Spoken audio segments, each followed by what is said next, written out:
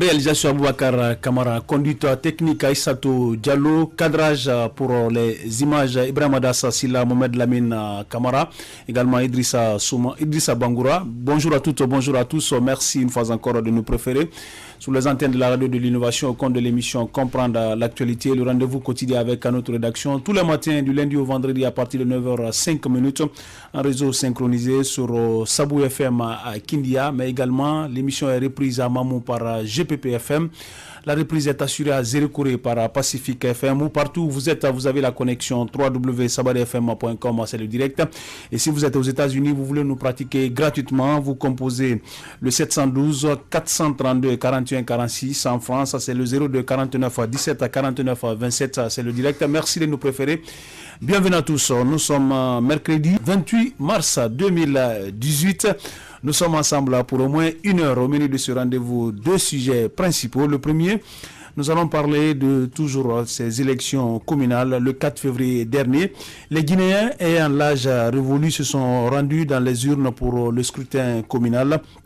Et près de 2 mois après, l'on ne connaît toujours pas les maires et leurs adjoints. Que disent les textes? Quels risques court-on dans le cas d'espèces?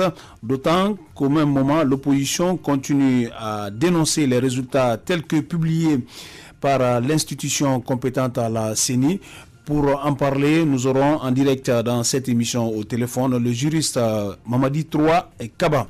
Et deuxième sujet, l'opposition républicaine a décidé hier de reporter sa manifestation du jeudi 29 mars au mois d'avril prochain, précisément le 5 avril, au motif pour permettre aux fidèles chrétiens de passer tranquillement les fêtes de Pâques. Sage décision, mais à mettre à profit pour raccorder le violon. Quel est l'avis des experts? Vous les entendrez dans cette émission. C'est le menu. Ils sont deux autour de moi ce matin pour en débattre.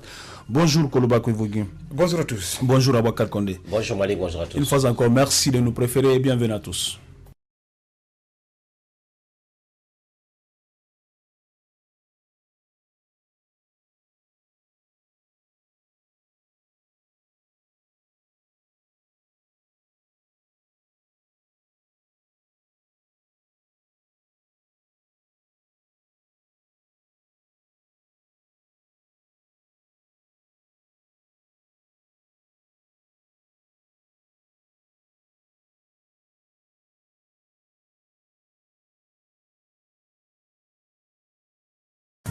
Une fois encore, bonjour et merci de nous rejoindre dans cette émission Comprendre l'actualité que nous ouvrons par cet incendie qui s'est déclaré hier du côté de Koléa, Lansebougny. Vous le savez, une vingtaine d'habitations de fortune parties en fumée.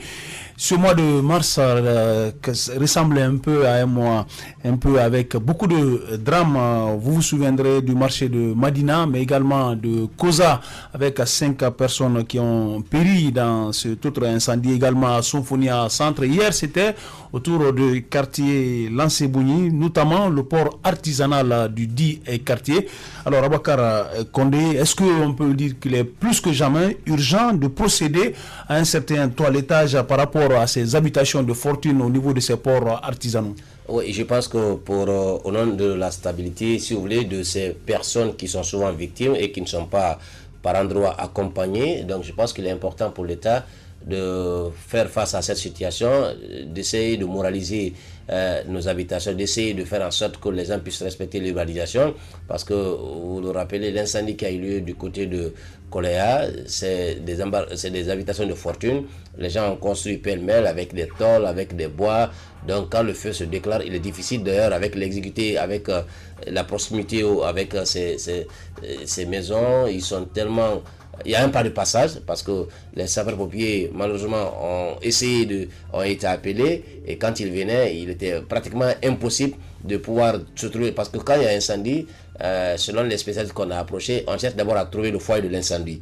Quand on a accès au foyer de l'incendie, on peut circonscrire l'incendie pour permettre à ce que l'incendie ne puisse se propager. Et malheureusement, quand on a du mal à accéder au foyer de l'incendie, ça veut dire qu'on ne pourra rien faire. Donc, malheureusement, c'est ce qui s'est passé. On ne pourra que constater les dégâts. Donc, malheureusement, c'est ce qui s'est passé. Dans la plupart des incendies que nous constatons, les gens ont du mal à avoir accès au foyer de l'incendie. Et c'est malheureusement puisque on a du mal à accéder, donc avant qu'on ne prenne les dispositions qu'il faut, on trouve que vraiment le feu a déjà gagné du terrain. C'est ce qui s'est passé notamment du côté de la Sanaya, de Sophonia Centre. C'est ce qui s'est passé du côté de Amdallah ici avec l'immeuble qui a pris feu. C'est ce qui s'est passé du côté de Madina. C'est ce qui s'est passé encore hier du côté de Kolaya. Donc je pense qu'aujourd'hui il est important pour l'État de revoir.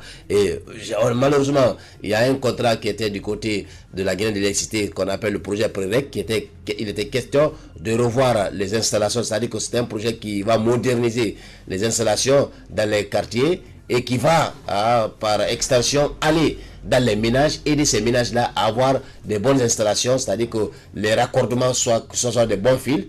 Et malheureusement, c'est un projet qui n'est pas encore arrivé à terme, et pour faute de financement. Donc je pense qu'il est important que l'État puisse accompagner EDG à s'investir dans les ménages pour changer les installations, pour changer les fils, ou du moins amener les gens à changer les comportements, à faire toujours appel au cadre d'EDG pour les installations domestiques. L'autorité est plus que jamais interpellée par rapport à ces cas d'incendie, non seulement l'urbanisation, mais également le transport du courant. Oui, le transport du courant. Mais ces dernières semaines qu'on a écrit, on a enregistré au moins 3 cas d'incendie, en tout cas, ou plus. Il y a eu le cas de Matina Dejoie qui a fait ravage d'une bonne partie de ce tout le marché. Plus de 350 boutiques, mais 24 ateliers de couture. Oui, Madina, puis Demoudoula, on parle de l'Ansanea, on parle de Sonfonia, maintenant hier on parle de l'Ansembouini. L'Ansembouini, Kolaya précisément, où selon les témoignages des victimes qui ont été recueillis par nos reporters, elles-mêmes, en termes de victimes, ignorent l'origine exacte de cet incendie. En tout cas, le témoignage que nous avons suivi dans le journal de Savoir-Histoire, il semblerait que le feu serait venu du côté de la mer, parce que c'est du côté de l'abattoir de Kolaya. Donc, est-ce de façon mystérieuse? Oui, mais en réalité, ça doit plutôt interpeller davantage, comme vous l'avez dit, les autorités, mais qu'on cherche réellement à savoir qu'est-ce qui explique cette recrudescence de phénomènes d'incendie à Conakry. Est-ce par le fait des mauvaises installations? Si tel est le cas, qu'on s'attelle davantage à renouveler, à changer carrément les installations. En tout cas, le processus est déjà en cours dans plusieurs quartiers de Conakry. J'aimerais bien citer Yembeya déjà. En tout cas, la plupart des installations électriques ont déjà été changées par l'électricité de Guinée, qui par le biais de plusieurs sociétés de sous-traitance en la matière procède au changement des différentes installations. Mais au-delà, si ça c'était du côté de l'électricité, mais encore une fois, est-ce que c'est parce que tout simplement il y a d'autres phénomènes encore qui est parfois difficile à expliquer, comme c'est le cas de l'Ansembouini, quand on parle d'un feu mystérieux, d'une origine encore qui n'est pas connue. Donc il est difficile de lutter contre un phénomène dont vous ne connaissez pas exactement quelle en est la cause. C'est-à-dire que si nous connaissons que oui, il y a assez d'incendies à Conakry parce que on parle de court-circuit parce qu'il y a de mauvaises installations, EDG d'ailleurs pour le cas de Madina et d'autres cas, EDG a rejeté sa responsabilité, a clairement dit que ce n'est pas un court-circuit. Alors on ne peut pas lutter contre l'incendie encore une fois si nous ne savons pas. Oui, au-delà de ces origines, est-ce que la réglementation par rapport à ces habitations n'est pas plus importante aujourd'hui, parce que quand vous venez quand même dans ces débarcadères, vous voyez ces habitations de fortune qui sont entassées l'une sur l'autre, donc le risque est toujours là et au vu aussi de tout le monde. Moi, je ne veux pas rentrer dans ça parce que... Si, parce que c'est extrêmement important. Pourquoi je le dis Conakry, vous ne citez peut-être que... Pratiquement, si je ne dis pas que tout Conakry, mais la plupart des quartiers de Conakry, on assiste à ce qu'on appelle la promiscuité. C'est-à-dire que l'Ansembouini, oui, hier, à Kaloum, regardez les habitations de Kaloum, ce sont des habitations de fortune. Kaloum, si vous partez également à Bonfi, c'est pratiquement la même chose. Ou à Dabondi, pratiquement, ce sont des habitations de fortune. Mais surtout au niveau de ces ports artisanaux, parce que quand vous venez même au niveau de Temeneta et vous voyez quand même ces habitations. Oui, ça c'est au niveau des débarcadères, mais au-delà des débarcadères, c'est-à-dire qu'en plein cas de Conakry, vous assistez à des habitations de fortune. Alors, est-ce qu'il faut changer ces habitations de fortune? Oui, est-ce qu'il y a une nécessité? Je ne pense pas qu'il y a la nécessité s'impose aujourd'hui. Oui, pour... vous allez rentrer dans ce débat, mais si vous changez, vous allez demander à ces habitants de quitter ces fortunes, mais allez où? Vous les recasez dans les zones où il y a suffisamment de place. Où il y a suffisamment de place, où l'État a construit des logements sociaux, où C'est un peu ça au fait, quoi. C'est-à-dire que vous n'allez pas demander aux gens de laisser des habitations que eux-mêmes ils ont construites durant de bonnes années. Les gens ne sont pas dans des taudis parce qu'ils veulent, parce qu'ils n'ont pas de moyens. Où il n'y a pas non plus, l'État n'a pas proposé une autre solution alternative. Sinon, dans une ville moderne, on ne devrait pas rester. Comme on parle de favela et autres, oui, on ne devrait pas rester dans ces habitations. Mais c'est un projet, en principe, c'est un projet qui doit être sapoté et piloté, dirais-je, par l'État guinéen. Mais encore une fois, à l'état actuel de la chose, pour lutter contre l'incendie, je ne pense pas que la solution serait de demander aux gens de quitter ces habitations de fortune. Mais si vous leur demandez de quitter, il faut trouver une solution. Je ne pense pas d'ailleurs, depuis combien d'années les gens vivent dans ces habitations de fortune, il n'y a pas d'incendie. S'il y a incendie aujourd'hui, est-ce parce que les gens sont mal logés ou parce qu'on assiste à la proximité? Oui, justement, je crois qu'il faut parler à tout cela, parce que même le cas de Madina, quand le cas de Madina s'est produit, on était tous quand même d'accord qu'il y a une occupation quand même anarchique, pour ne pas dire sauvage, du marché de Madina. C'est le cas aujourd'hui de ces ports artisanaux. Quand vous y venez, vous trouvez quand même des habitations préfabriquées, soit c'est en fer, comme l'a rappelé Abouakar Kondé, ou c'est en bois, qui expose parce que hier, quand j'ai vu même l'article d'un de vos journalistes ici, je me suis posé la question, on parle d'une vingtaine d'habitations, je me suis posé tout de suite la question, comment ça peut arriver jusqu'à ce qu'il y ait une vingtaine d'habitations touchées? C'est parce que c'est des habitations qui ne répondent à aucune norme. Et ça se passe au vu aussi des autorités même de ces ports. Mais il y avait déjà eu plusieurs années avec le site de Gekeboro, même du côté de le petit bateau, où on a déguerpi plusieurs de ces occupants qui étaient pour la plupart des Lyonnais d'ailleurs, des étrangers qui construisaient des habitations de fortune en bordure de mer pour habiter et qui étaient des pêcheurs. C'est pourquoi on dit l'autorité doit sévir. Oui, l'autorité doit sévir pour déguerpir. Pour le cas des débarcateurs, oui, mais ce n'est pas le problème de proximité. Des habitations de fortune, ce n'est pas qu'au niveau des débarcateurs, c'est un exemple.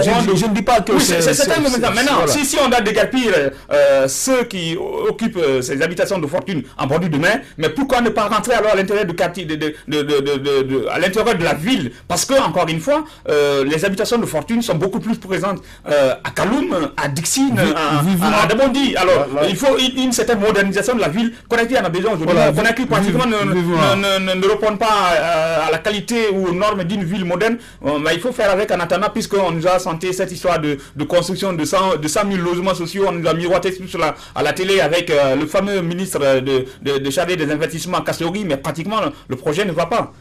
Moi je voulais juste dire, aujourd'hui Malik, il a la responsabilité de l'État. On sait que l'eau et l'électricité sont aujourd'hui la propriété de l'État.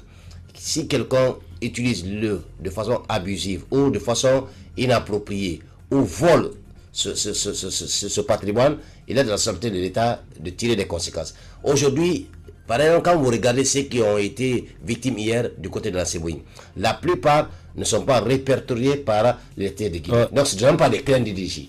Donc, où vous allez vous prendre? À partir du moment que vous avez volé de l'électricité, vous l'avez utilisé, et pire encore, ils sont sur un domaine qui appartient à l'État. Ce n'est pas l'État qui les a installés là-bas. Ils sont venus s'installer d'eux-mêmes. D'ailleurs, pour la preuve, les constructions sont des constructions pas appropriées, mais c'est des constructions de fortune. Je pense qu'aujourd'hui, il est de la responsabilité des DG, en commun accord bien sûr avec l'État guinéen, puisque l'EDG est géré aujourd'hui par une entité privée qu'on appelle Veolia. Donc, il est important aujourd'hui que l'État accompagne l'EDG d'abord, qu'il y ait une vaste campagne de communication à l'endroit des ménages sur l'usage de cette électricité, mais également sur les raccordements et les installations domestiques. Parce qu'aujourd'hui, hier c'était du côté de la Sébougne. Il y a encore des endroits où c'est pire. Il y a des installations, sont des installations vraiment à l'emporte-pièce. Donc il est important qu'à travers une campagne de communication à outrance, qu'on essaie d'interpeller les gens à la responsabilité. Parce que c'est quand les gens sont victimes, on commence à parler des DG. Mais tant qu'ils continuent à voler, tant qu'ils continuent à prendre dans la clandestinité, personne ne parle des DG. Donc, au lieu de chercher à acquitter les DG, quand il y a le pire, il faut chercher maintenant à approcher EDG. EDG aujourd'hui, c'est modernisé. Il y a des numéros verts pour toutes les communes. Pour toutes les communes. Il suffit d'appeler EDG pour dire on a tel problème pour que EDG amène une équipe pour trouver solution au problème. Donc, si vous n'appelez pas EDG pour dire on a une installation, on voudrait changer notre installation. Moi, j'ai vu tout récemment en Ango ici, il y a un jeune qui se permet pour simple fait de raccorder un jeune, un client, bon, qui n'est même pas un client d'EDG, mais quelqu'un qui utilise clandestinement l'électricité de Guinée, il prend un fil du côté du poteau pour le raccorder à un petit fil. Le temps pour lui de rentrer dans notre chambre là, c'est le feu a pris l'autre fil là. Donc, les gens le font sciemment.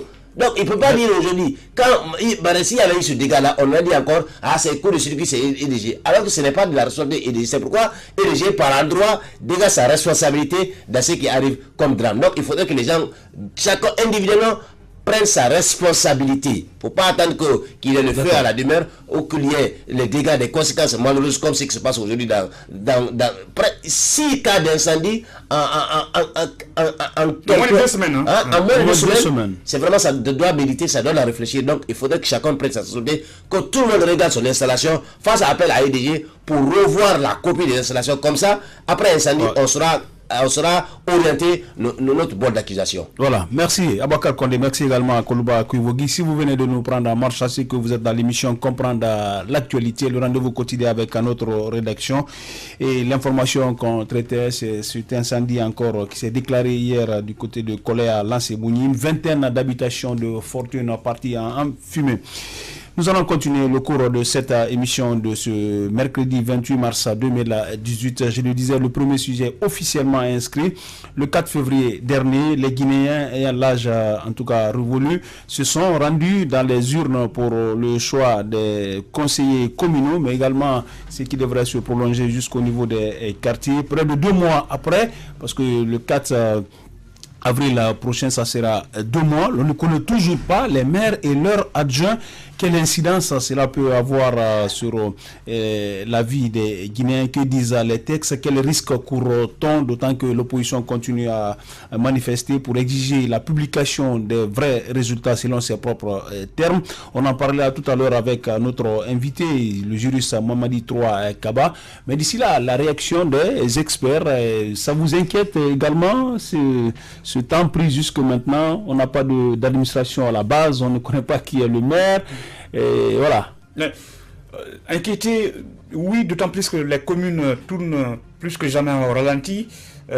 Très mal d'ailleurs, plus qu'au temps des délégations spéciales, parce qu'au moins les délégations spéciales, certes, elles étaient limitées dans leurs prérogatives dans le cadre de l'engagement de certaines actions de développement, mais au moins ils avaient la possibilité de tenir le conseil communal, ils avaient la possibilité de financer quelque peu de projets, même si à la clé la CFI n'était pas payée par le département des finances via le ministère du budget.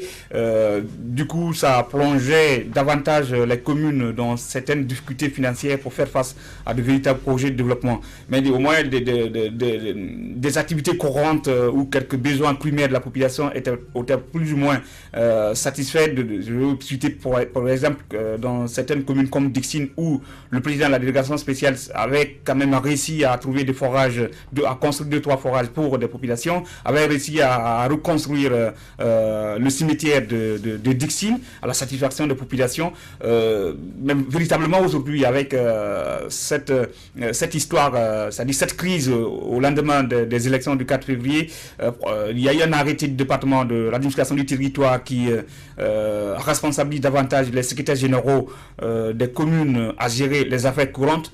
Mais nous sommes évertués à donner la parole à une de ces secrétaires généraux. Il s'agit bien de la secrétaire générale de la commune de Ratouma qui dit par exemple, nous gérons les affaires courantes. Qu'est-ce qu'elle appelle affaires courantes? C'est-à-dire la gestion des courriers, le paiement des salaires des fonctionnaires. Et après tout, cette nouvelle équipe actuelle n'a pas la possibilité de convoquer le conseil communal. Or, c'est le conseil communal qui peut déterminer les activités phares que la commune doit financer ou réaliser au cours des mois ou des années. En direct dans cette émission pour beaucoup plus d'explications, notre invité ce matin, Mamadi Troa Kaba. Monsieur Kaba, bonjour. Bonjour, monsieur Bangoura, bonjour à tous. Voilà, nous parlons de ce scrutin communal là, qui s'est tenu le 4 février dernier. Bientôt, ça fera 2 mois, jour pour jour, en tout cas le 4 avril prochain, que les Guinéens attendent toujours de savoir qui est maire, qui est adjoint. Est-ce qu'on est en train de courir un risque avec la non mise en place jusqu'à maintenant de ces conseillers communaux, mais également, surtout de maires et leurs adjoints? Tout à fait, M. Bangoura, il y a un risque, et le risque c'est l'atteinte au principe d'autonomie de fonctionnement entre les communes. Et vous savez, ces élections communales ont concerné 342 collectivités, 342 communes urbaines et rurales. Et ce qui est à dire et qui doit être bien cerné, c'est que l'élection dans une commune n'est pas liée à celle dans une autre commune. Et ceci étant, il est évident aujourd'hui qu'on ne peut pas faire dos à la revendication ou à la protestation de l'opposition, une protestation relative aux résultats dans certaines communes. Selon ces déclarations, il y a au total 9 communes. Et ça, c'est une évidence, mais cependant, ces contestations dans ces 9 communes ne peuvent pas être en péril ou ne peuvent pas être des obstacles à l'installation des conseils des autres communes. Parce que ce qui est fondamental aujourd'hui, et c'est ce que vous avez évoqué tantôt, c'est que le développement et la décentralisation, c'est ce qui est aujourd'hui en cause. Le développement de ces communes est mis en veilleuse parce que ceux qui gèrent actuellement ces communes ne sont non seulement pas légitimes, mais leur légalité est remise en cause dès lors que le conseil est élu. Et donc, il est inadmissible qu'après 2 mois de ce scrutin, que jusqu'à présent, le conseil n'est encore pas fonctionnel, et ce conseil qui doit à son tour élire le maire et les adjoints. En termes simples, si j'ai bien compris, s'il y a des problèmes par exemple dans la commune de Ratoma, s'il y a des problèmes par exemple dans une commune, est-ce que la commune par exemple de Kaloum, qui a je crois moins de problèmes, peut procéder à l'installation du maire et de ses adjoints? Absolument, tout à fait, M. Bangoura, c'est bien ça le cas. Ouais. Parce que l'élection qui a été organisée à Ratoma n'est pas liée à celle de la commune de Kaloum ou de Dixine. Les candidats ne sont pas les mêmes. Alors, en l'espèce, si vous permettez, je vais bien vous interrompre. En l'espèce, qui doit convoquer ou appeler à l'installation du maire et de ses conseillers? Très bien. Conformément aux articles 132 et 135 du Code des collectivités locales, c'est l'autorité de tutelle à travers un arrêté qui convoque la première session du conseil, et c'est au cours de cette première session que le maire et les adjoints sont élus par les élus. C'est-à-dire, pour le cas présent, le ministre Bouema Condé? Non, l'autorité de tutelle dans les communes, c'est le préfet, c'est-à-dire dans les préfectures, c'est le préfet, et dans la ville de Conakry, c'est le gouverneur. Bon, il est vrai que la tutelle centrale est exercée par le ministère de l'administration du territoire, mais la tutelle rapprochée dans les préfectures est exercée par les préfets. Dans la commune dans la zone spéciale, la circonscription spéciale de Conakry, c'est le gouverneur. Donc c'est un arrêté de l'autorité de tutelle. Moi j'ai des soucis. Est-ce que la prudence ne doit pas être de mise? D'autant que si on parvient par exemple à installer le maire et ses adjoints au niveau par exemple de la commune de Kaloum, et que Matoto continue à rester dans une certaine contestation, est-ce qu'on ne risque pas d'avoir deux gestions, c'est-à-dire deux gestions différentes dans une même dans un même gouvernorat, parce que toutes ces circonscriptions par exemple de Conakry relèvent du gouverneur, comme vous l'avez dit, comme l'autorité de tutelle? Oui, mais c'est les communes qui sont autonomes. Le fonctionnement, les candidats de Matoto ne sont pas ceux de Ratoma ou de Kaloum. Ce ne sont non seulement pas les mêmes candidats, ce ne sont pas les mêmes élus, mais il y a l'autonomie de fonctionnement entre les communes. Et une commune ne peut pas exercer la tutelle sur une autre commune, conformément à l'article 6. Oui, c'est que le problème, si on doit se projeter par exemple dans le futur, alors que c'est pour un mandat bien déterminé, est-ce que si ça prend du temps, par exemple, du côté de Matoto, et que Kaloum parvienne à résoudre le problème, maintenant, est-ce que c'est le même mandat qui va être exercé par les deux communes, alors qu'ils ne sont pas dans la même situation? C'est-à-dire que la durée, mon problème c'est ça maintenant. Est-ce que ça commence à courir après l'élection ou c'est après l'installation de ces conseillers? Vous voyez, vous posez une question très intéressante, M. Bangoura, mais vous comprenez donc que nous sommes dans l'exception. Le principe est que l'élection a lieu le même jour, les résultats provisoires ont été proclamés au fur et à mesure, le contentieux a été vidé, les résultats définitifs ont été proclamés. Donc, de principe, ces conseils doivent être installés le même jour. Et vous voyez, mais nous sommes dans une exception et c'est cette exception-là qui mérite une solution. Parce que ce n'est pas que l'on conteste les résultats dans 9 communes que toutes les autres communes doivent attendre alors qu'il y a une autonomie de fonctionnement entre les communes. Alors justement, il y a garanti que vous expliquez déjà. Est-ce que, oui, je veux juste terminer. Est-ce que les responsables sont tout de même au courant de ce que vous dites peut-être? Qu'est-ce qui pourrait expliquer ce laxisme alors, si on peut le dire? Non, le laxisme, ce qui peut déterminer, c'est que s'ils sont au courant ils sont bien informés de l'autonomie de fonctionnement entre les communes, ça veut donc dire que c'est fait exprès. C'est qu'on se dit que les autres communes doivent attendre. Tant qu'il y a une seule commune où les résultats ne sont pas acceptés, les autres communes ne seront pas fonctionnelles. Et ça, c'est très grave. Alors, est-ce qu'on peut revenir sur la question, sur l'inquiétude de Malik par rapport à... Oui. Oui. Donc, pour revenir à la question de M. Malik, prenez l'article 114, parce que par rapport à une telle situation, il faut faire une analyse assez globale. L'article 114 du Code électoral prévoit que le tribunal peut annuler l'élection d'une commune.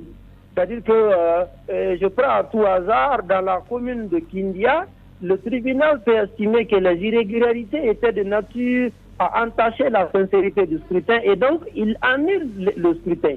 C'est pas que le tribunal a annulé le scrutin dans cette commune que tous les autres résultats doivent être annulés ou que les autres communes doivent attendre que l'élection soit reprise dans la commune de Kindia afin que les autres conseils soient installés. Non! Vous voyez donc que ça, c'est des situations qui peuvent arriver parce que le tribunal peut annuler l'élection communale dans une commune. Et donc, dans les 60 jours qui suivent, on doit reprendre l'élection dans cette commune. Et est-ce que pour autant, les autres conseils élus dans les autres communes, parce qu'il ne faut pas oublier, il y a 342 au total. Est-ce que les 341 autres conseils doivent attendre qu'on reprenne l'élection dans la commune de Kindia? Et vous voyez des situations de ce genre. Alors, M. Kaba, je reviens sur la question encore de Malik par rapport à la durée du mandat. Au cas où on se trouvait solution au problème des autres communes qui ne sont pas concernées par les revendications et qu'on attend encore avec les 9 autres communes, alors que les autres communes ont commencé déjà à entrer en fonction, est-ce qu'ils auront le même mandat après quand on a fini de trouver solution au problème des 9 autres communes? Non, pourtant, je dis que nous sommes dans une exception. Le principe est que comme le scrutin a été fait le même jour, ils seront installés le même jour et le mandat finira le même jour. Mais vous voyez, il ne faut pas qu'on ait l'impression que telle commune est liée à telle autre commune. Sinon, on n'aurait pas 342, on aurait mis un seul conseil pour les 342, mais chaque commune a un conseil. Donc, ça veut dire qu'il y a l'autonomie. Mais moi, j'ai un souci. Justement, à ce niveau encore, j'ai un autre souci. C'est-à-dire, c'est vrai, nous sommes dans des cas vraiment exceptionnels. Maintenant, s'il arrivait, par exemple, que les tribunaux décident d'annuler le scrutin dans ces circonscriptions où il y a problème, c'est-à-dire, on va parler des 9, et qu'il y ait une nouvelle élection. Maintenant, supposons qu'entre la nouvelle élection jusqu'au résultat et l'installation des autres dans les autres communes où il n'y a pas eu de problème et qu'il y a au moins une année d'écart, est-ce que si le mandat est 5 ans, par exemple, est-ce que les autres vont faire 4 ans et puis après on va à de nouvelles élections? Je vous ai compris depuis la première fois, vous avez posé la même question 3 fois. C'est parce que simplement, c'est le mandat d'un conseil communal qui est de 5 ans. Et donc, quel que soit le conseil communal que vous allez considérer, et il y a 342 conseils communaux qui seront installés. Donc, vous comprenez ce que ça veut dire? Le mandat ne bouge pas, le mandat restera à 5 ans. Oui, absolument. Oui, mais maintenant justement, c'est-à-dire, si c'est acquis... Non, attendez, M. Bangoura, ce que vous voulez dire, vous voulez donc dire qu'on va avoir des mandats séquentiels, n'est-ce pas? C'est que les mandats c'est le souci que j'ai. Ne vont pas commencer le même jour, et donc ils ne finiront pas le même jour. C'est ce que vous voulez dire. C'est ça mon souci. Et effectivement, ce serait le cas. Alors, peut-être une autre question, M. Kaba. Si on restait à l'État avec ce blocus-là, qu'est-ce qu'on encourt concrètement? Est-ce que... Oui. Ce qu'on encourt, c'est qu'on va faire croire que 9 circonscriptions où il y a problème, ces 9 communes doivent c'est-à-dire considérant des obstacles pour la mise en place des autres conseils qui n'ont rien à voir avec les 9 circonscriptions où il y a contestation. Est-ce que sur le plan constitutionnel... C'est la première conséquence, oui. Est-ce que sur le plan constitutionnel... Oui, allez-y, par rapport au... Oui, allez-y. Ça, c'est la première conséquence. Donc, on aura l'impression qu'une commune, tant qu'il y a problème dans une commune, dans une autre commune, on ne peut pas installer. Vous voyez, ça c'est déjà une atteinte à l'autonomie de fonctionnement. Les conseils qui sont élus dans les autres communes, il peut y avoir une commune où, par exemple, le parti qui conteste les résultats dans la commune de Ratoma, dans cette autre commune, ce parti n'était pas candidat. Ce parti n'a pas présenté de candidat. Et est-ce que les autres candidats élus dans les autres communes sont obligés d'attendre qu'on règle le différend ou la contestation dans la commune où il y a contestation, alors qu'ils n'ont rien à voir? Ça, c'est la première conséquence. La deuxième conséquence, c'est que c'est le fonctionnement des autres communes là qui sera mis en échec ou qui sera bloqué, alors que ces communes-là n'ont aucun lien ou ne sont pas liées à ces communes où il y a contestation. Alors moi je voudrais peut-être parler, est-ce qu'il y a jurisprudence ou bien il y a un article qui prévoit que lorsqu'il y a blocus, est-ce qu'il y a un délai spécifique pour ce blocus? Au-delà de ce délai, c'est ce qu'on peut annuler purement les élections? Non, il n'y a pas de délai. Vous savez, nous sommes dans une situation déjà exceptionnelle. Vous l'avez rappelé vous-même. Il y a que les résultats définitifs ont déjà été proclamés. Mais toujours les contestations continuent. Ce débat, nous l'avons, je crois, fait une fois sur vos antennes. Moi, je trouve que il y a des questions objectives qui méritent vraiment un examen réel et sérieux. Ça, notre invitation de ce matin ne porte pas sur ça. Mais ce qui est irritant et qui peut à un certain moment faire révolter, c'est de voir que les contestations dans une commune sont de nature à bloquer la mise en place des autres conseils communaux. Oui, est-ce que ça veut dire, M. Kaba, ça veut dire que si on reste dans ce blocus-là jusqu'à 1 an, 2 ans, 3 ans, 4 ans, ça veut dire que quand on aura fini de régler le problème, on va installer encore les mêmes conseils? Les mêmes, je n'ai pas compris. Ça veut dire que si on reste dans ce blocus-là pendant 1 an, 2 ans, 3 ans, 4 ans, jusqu'à 5 ans qui étaient accordés à ce conseil-là, c'est-à-dire que quand on a épuisé le contentieux, ça veut dire qu'on peut encore procéder à l'installation de ce conseil qui a été élu il y a déjà 5 ans. Oui, ça va être ça va être le chaos que l'on ne peut pas souhaiter. Mais le mandat est de 5 ans. Le mandat d'un conseil communal est de 5 ans. Et ce mandat commence à courir à partir de l'installation. Donc, et c'est justement pourquoi le fait, moi, je veux qu'on s'accorde sur le contenu même de la question.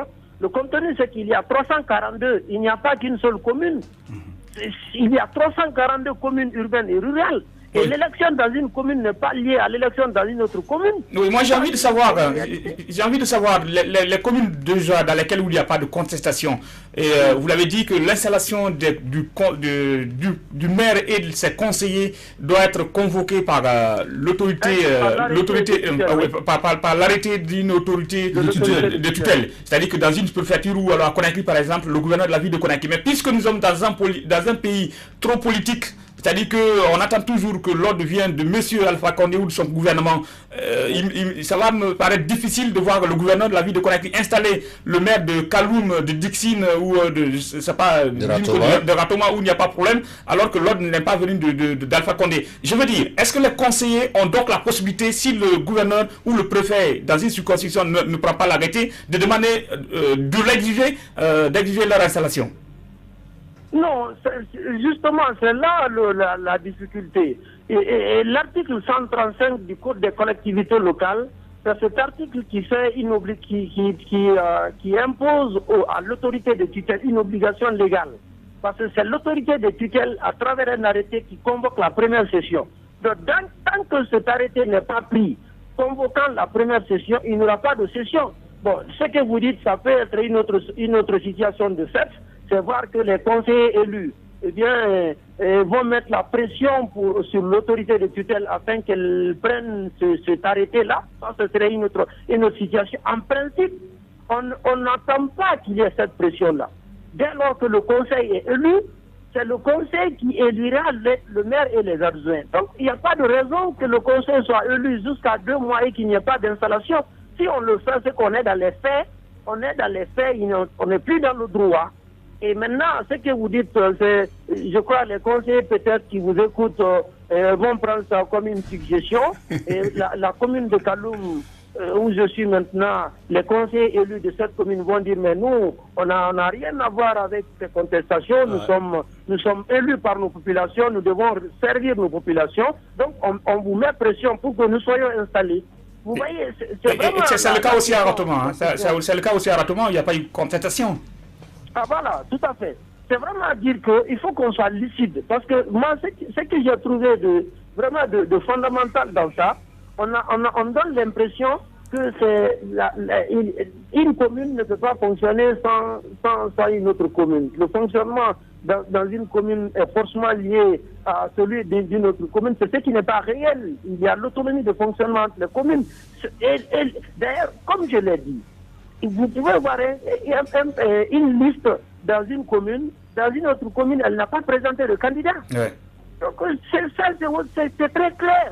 Donc, on ne peut pas empêcher la mise en place d'un conseil élu au motif qu'il y a un autre conseil dont les résultats sont mis en cause. C'est vraiment fondamental et c'est pourquoi il est temps que vraiment l'interpellation soit faite pour dire attention, si on ne s'entend pas sur les résultats dans 9 communes, il est maintenant important que l'on installe les autres communes en attendant qu'on trouve des solutions, parce que nous sommes dans l'exception. Et comme je vous l'ai dit, vous m'amenez vraiment à parler des questions objectives que je trouve dans ces contestations, c'est parce que le code électoral actuel, des articles 99 et suivants, dispose que les résultats à l'élection communale ne servent pas seulement que pour composer les conseils communaux. Ils servent aussi pour la mise en place des conseils de quartier et de district.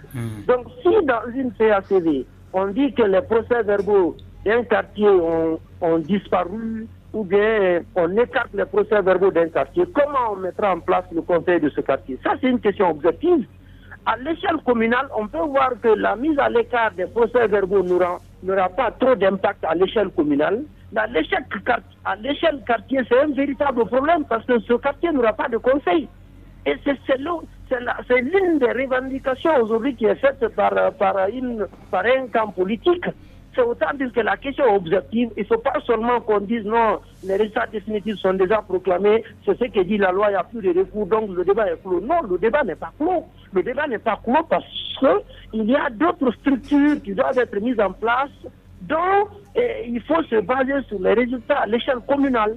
Donc si on écarte les procès-verbaux de tout un quartier ou la majorité des procès-verbaux d'un quartier, eh bien, je vois mal. D'ailleurs, il sera impossible que ce quartier ait un conseil communal. Donc ça, c'est une question objective à laquelle il faut apporter une attention toute spéciale.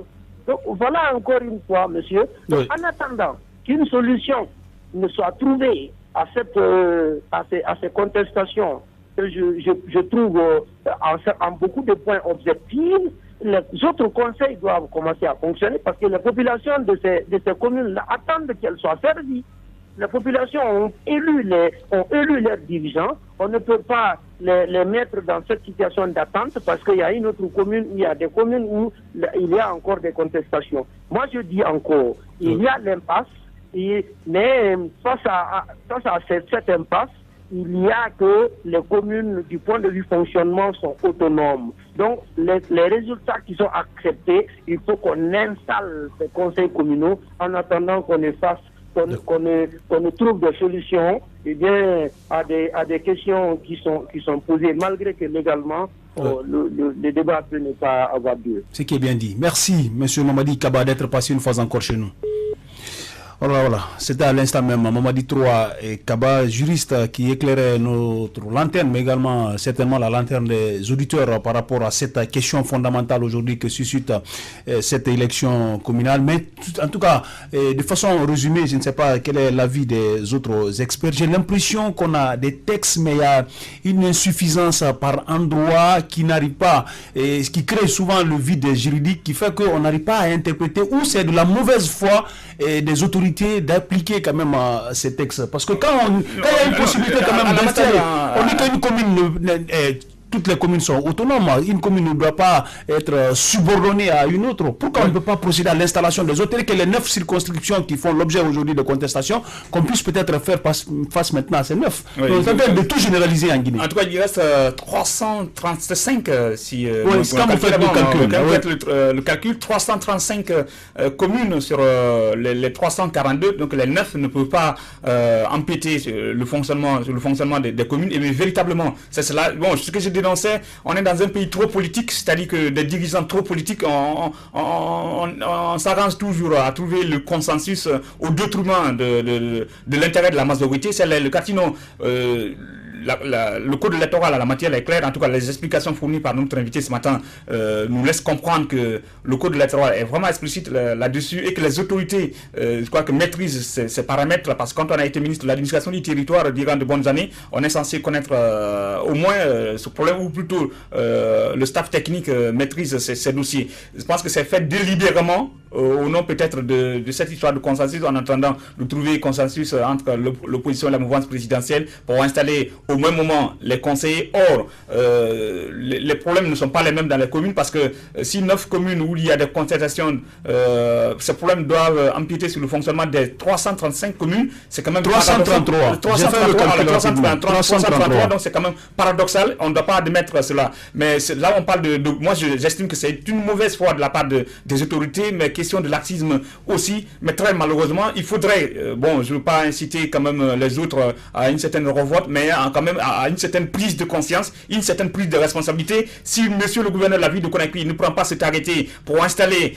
le maire et ses conseillers à Kaloum et à Ratoma, ou plutôt si le préfet de Kindia, de Zérékoré, de Massanta, que sais-je, de Sigiri ne prend pas cet arrêté pour installer le maire et ses conseillers, ou dans les sous-préfectures de Sérédou, que sais-je, ne prennent pas, mais que les conseillers mettent pression sur ces autorités pour les amener à prendre la responsabilité. Parce que tout de même, on ne peut pas s'arrêter. L'État ne doit pas s'arrêter, parce que tout simplement, parce qu'il y a 9 contestations à Dixine et à Matoto, 9 sur 333, c'est quand même très peu par rapport à l'intérêt de la nation. Encore une fois, j'interpelle l'attention et la conscience de ces conseillers et des maires, des futurs maires, qu'ils interpellent davantage le gouverneur de la ville de Conakry et les préfets pour prendre cet arrêté. Plus que jamais, l'administration à la base doit être sauvée, et pour cela il faut appliquer les textes. Les textes disent qu'une commune ne peut pas être subordonnée, la gestion d'une commune ne doit pas être subordonnée à la gestion d'une autre commune. Je pense que ça, ils le savent déjà, ces autorités. Mais ce qui pose problème, c'est qu'ils ne maîtrisent pas un peu le concept du développement communautaire, mais également le concept de la décentralisation. C'est de la mauvaise foi. On ne peut pas me dire qu'ils ne maîtrisent pas. Non, franchement, c'est de la mauvaise foi. Ils savent. Ça fait délibérément.